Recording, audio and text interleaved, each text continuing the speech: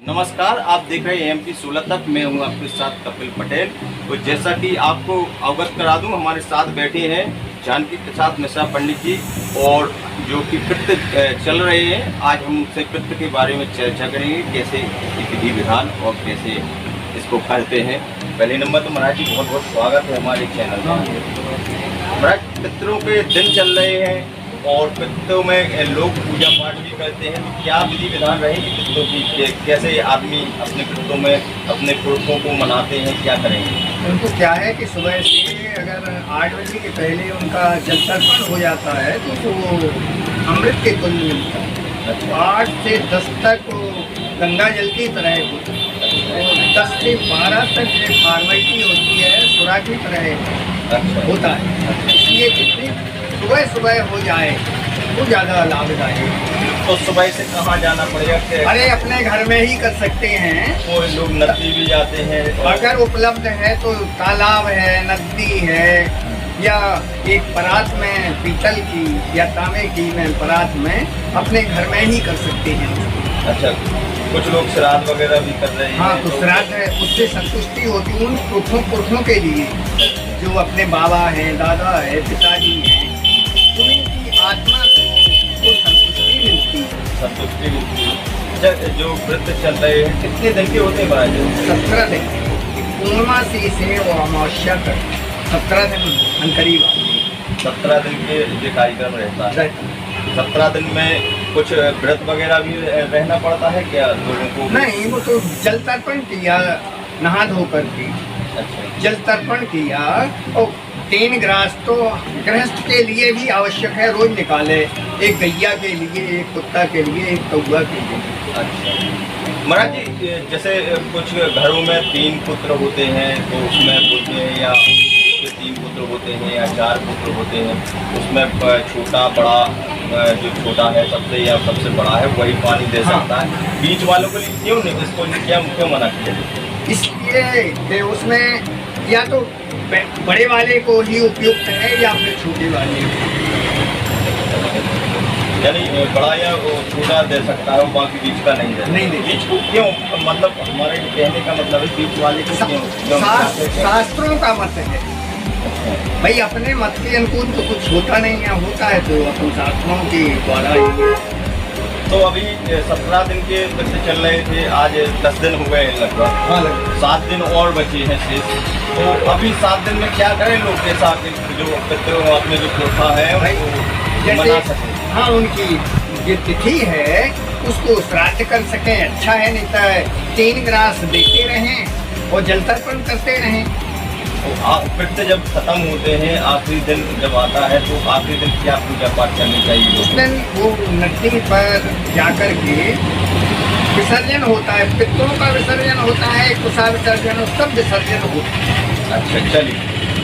14 तारीख को सुनने में आया है कि सूर्य ग्रहण है जो अपने भारत में नहीं लगता। हाँ, और 28 तारीख को चंद्र ग्रहण है, वो जो भारत में दिखेगा। अच्छा, ऐसे में क्या मान्यताएं रहती है कि कुछ लोग कहते हैं कि चंद्र ग्रहण या सूर्य ग्रहण जब पड़ता है तो लोग घर से बाहर नहीं निकले। हाँ, और खाना जो रहता है घर का, पानी भी होता है उसमें तुलसी डालकर, हाँ, दूषित हो जाता है। क्या रहता है सिस्टम? ये छाया है, जहाँ छाया होगी उसका अरिष्ट कारक बनता है जी, जहाँ दिखाई देगा। अच्छा, और जैसे 4 बज के कुछ मिनटों से 28 तारीख को सूतक लग रहा है। चंद्र ग्रहण का 9 घंटा के लिए सूतक लगता है, और सूर्य ग्रहण के लिए 12 घंटे का वो सूतक लगता है। तो ये तो अपने यहाँ दृश्य नहीं है भारत में, तो सूर्य ग्रहण से कोई लेना देना नहीं है। 28 तारीख को जो चंद्र ग्रहण है वो 4 बज के कुछ मिनटों से लग रहा है सूतक, और 8 बजकर कुछ 44 मिनट से स्पर्श हो रहा है, और 1 बजकर 2 मिनट तक रहेगा। 4 घंटा 15 मिनट का ही। अच्छा, तो ऐसे में जब चंद्र ग्रहण लगना है या सूर्य ग्रहण लगना है, तो ऐसे में क्या करें लोग? जो गर्भवती महिलाएं हैं उनके लिए क्या उपदेश होंगे? जैसे शास्त्रों में पहले ही पता चल जाता है हाँ, सूर्य ग्रहण कब लग रहा है, तो सूर्य ग्रहण और चंद्र ग्रहण का ये इसमें क्या विधि विधान करें लोग इसमें हमारे जो दर्शक हैं उनको आप ये संक्षिप्त में बताएं कि क्या भगवान का चिंतन मनन माला और इतने ही कर सकते हैं, क्योंकि ग्रहण अवधि में कोई वैसे नहीं कर सकते हैं।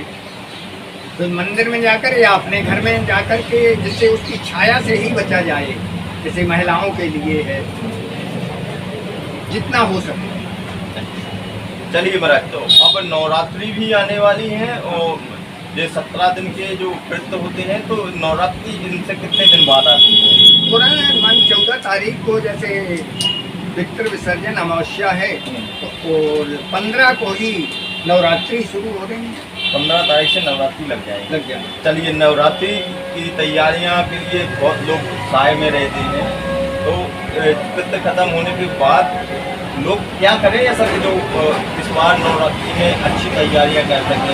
इसके लिए पहले से कैसे विधि विधान किया जाए, घर में पूजा करें, क्या विधि विधान करें?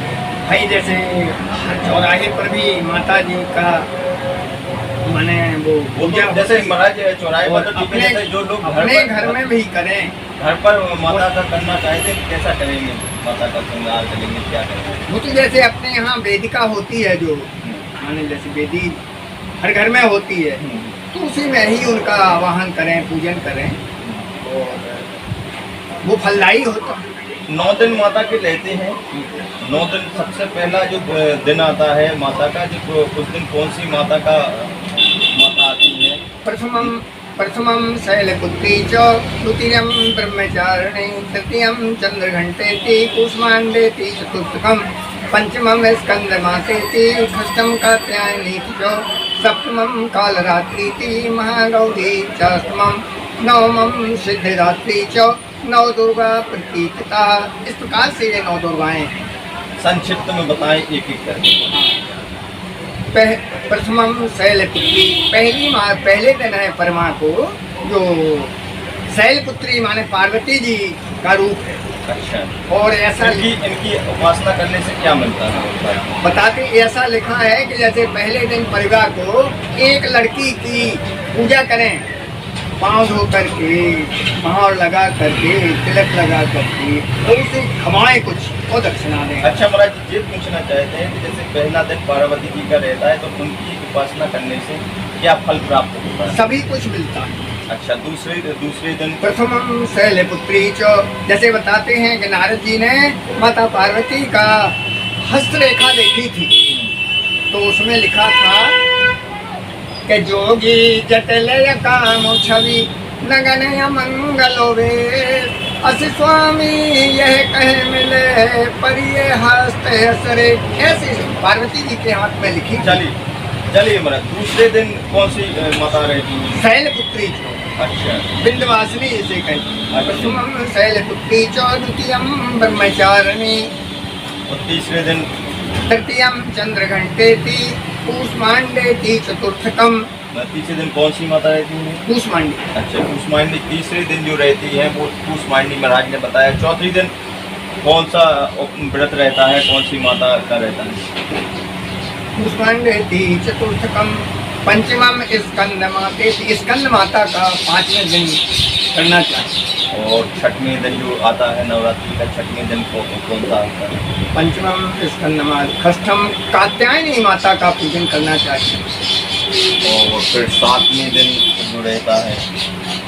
प्रथमं शैलपुत्री च, द्वितीयं ब्रह्मचारिणी, तृतीयं चंद्रघंटेति, कूष्मांडेति, चतुर्थकं पंचमं स्कंदमाते, षष्ठं कात्यायनी, सप्तमं कालरात्रि। तो अच्छा, कालरात्रि की अष्टमम कालरात्रि। चलिए, महाराज जी ने बताई जो जानकारी है, और उससे ये जानकारी स्पष्ट हो गई है कि क्या ये जानकारी स्पष्ट होती है कि जो अभी पितृ चल रहे हैं, पितृ के बाद ही नवरात्रि लगेगी, और नवरात्रि में क्या विधि विधान करेंगे, और पितरों में अपने पुरखों को कैसे पानी देंगे, और कैसे अपने पुरखों को मनाएंगे। MP 16 तक में जुड़े रहिए। मैं हूँ आपके साथ।